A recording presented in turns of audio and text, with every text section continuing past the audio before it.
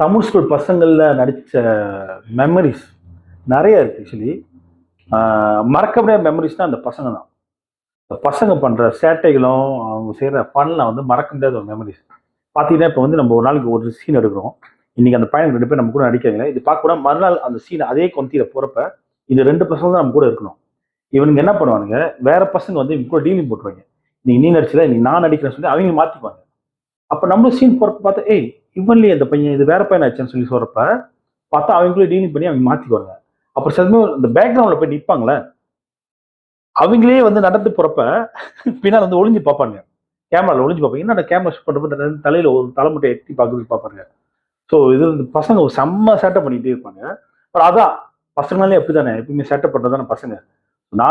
நானும் ஸ்கூல் படிக்கிறப்ப இதே மாதிரி சேட்டை தான் பண்ணியிருந்தேன். எனக்கு தான் ஸ்கூல் டைம்ல வந்து இந்த மாதிரி ஷூட்டிங் பார்க்குற அனுபவம் கிடைச்சது. ஸோ இவங்களுக்கு அந்த அனுபவம் கிடைச்சிருக்கு. பொண்ணை சேட்டை பண்ணிட்டு இருப்பாங்க எங்க போனாலும். ஆனா பாசக்காரங்க, பசங்க செம்ம பாசக்காரங்க. அப்படியே அப்படியே பாஸ் தள்ளி கொட்டுவானுங்க நம்ம மேல. அவ்வளோ இன்னசென்டான கேரக்டர்ஸ் இவங்கலாம். இந்த எஸ்டேட் உள்ளுக்கு வந்து மண் ரோடு இருக்குல்ல, அங்க மோட்டர் ஓட்டணும். மோட்டர் எனக்கு ஓட்ட தெரியும். ஆனா மண் ரோட்ல ஸ்பீடா ஓட்டி போறப்ப எனக்கு ஒரு பயம் இருந்துச்சு. இங்க வழுக்கி விழுந்துருவேன். வழுக்கி விழுந்து வீடியோல மாட்டினா என்ன வருது, அம்புட்டு தான் நம்ம கதை சொல்லி முடிச்சிருவாங்க. ஸோ அந்த பயத்திலேயே ஓட்டிட்டு போனோம். அப்படியே ஸ்டன்லாம் பண்ணோம் நான். ஸோ அதெல்லாம் மறக்க முடியாத ஒரு மெமரிஸாக இருந்துச்சு. எனக்கு இதை விட மிகப்பெரிய ஒரு ஸ்வீட் மெமரிஸ்னா, நாங்களாம் ஷூட்டிங் பண்ணி முடிச்சோடனே எங்களுக்குன்னு ஒரு ரூம் இருக்கும். ஒரு டீச்சர்ஸ் ரூம் மாதிரி எங்களுக்கு தனியாக கொடுத்துருந்தாங்க. அந்த ரூமில் நம்ம ஆக்டர்ஸ்லாம் அங்கே தான் இருப்போம். எங்கேயாவது கொஞ்சம் கேப்பில் கண்ணை அசந்து தூங்கிட்டு வச்சுங்களேன், வீடியோ எடுத்துருவானுங்க. கொஞ்சம் கேப்பில் கண்ணை மூடுன வீடியோ எடுத்துருவாங்க. அப்போ அன்றைக்கி நான் வந்து ஹைலைட் ஆயிடுவேன் நான். ஸோ அதெல்லாம் வந்து மறக்க முடியாத மெமரிஸ். இது மாதிரி நிறைய மெமரிஸ் இருக்குது நினைக்கிறேன். ஒவ்வொரு ஆளும் அவங்க மெமரிஸ் ஷேர் பண்ணுறப்ப கேட்கறப்ப நல்லா இருக்கும்னு நினைக்கிறேன். அவ்வளோதான். தமிழ் ஸ்கூல் பசங்க பார்த்தீங்கன்னா நான் வந்து ஒரு ஸ்ட்ரிக்டான பிஜே வாத்தியார்.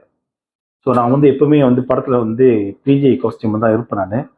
ஸோ நான் வந்து பேசிக்கலி டீச்சர் ஸ்டூடெண்ட் வந்து அந்த ஸ்கூலில் வந்து அந்த கதைக்கு ஏற்ற மாதிரி ஸ்டூடெண்ட் வந்து அங்கே இருக்கிற ஃபெசிலிட்டிஸ் வச்சு எப்படி அவங்க ட்ரெயின் பண்ணுமோ அதை வச்சு நான் ட்ரெயின் பண்ணேன். ஸோ அங்கே வந்து நான் வந்து எஸ்டேட் உள்ள கூட்டி போவேன், ஜாகிங்கோட கூட்டி போவேன். அப்புறம் வந்து மற்ற ட்ரைனிங்லாம் இருக்கும்.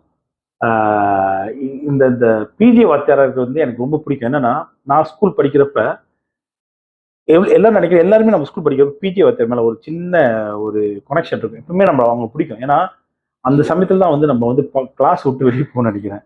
ஸோ பிஜே வாத்தியார் எனக்கு கிடைச்சப்ப எனக்கு வந்து நான் ஸ்கூல் படித்தப்ப எனக்கு வந்து பிஜே வாத்தியாரா 2-3 வாத்தியார் இருந்தாங்க. அப்போ வந்து கிருஷ்ண சார்னு ஒருத்தர் இருந்தார். அவர் வந்து முதல்ல பிஜே வாத்தியார் இருந்தார். அதுக்கப்புறம் அவர் வந்து பெரிய வாத்தியார் ஆகிட்டாரு.